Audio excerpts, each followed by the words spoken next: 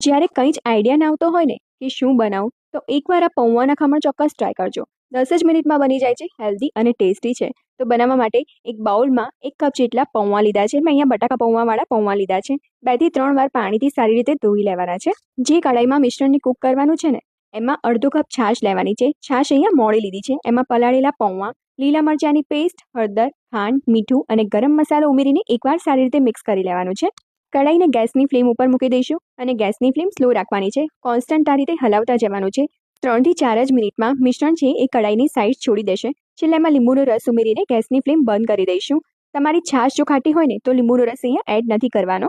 તેલથી Greece કરેલી પ્લેટમાં મિશ્રણને લઈને આ રીતે સેટ કરી દેવાનું છે. ઉપર વઘાર રેડવાનો છે, તો વઘારિયામાં તેલ લેવાનું છે. ગરમ થાય એટલે રાઈ, લીલા મરચાં અને હિંગનો વઘાર તૈયાર કરીને પૌંઆના ખમણ ઉપર રેડી દેવાનો છે. વઘારને આ રીતે ચમચીથી સ્પ્રેડ કરી દેવાનો છે. ઉપરથી લાલ મરચું અને સમારેલી કોથમીર ભભરાવીશું. તો આ એકદમ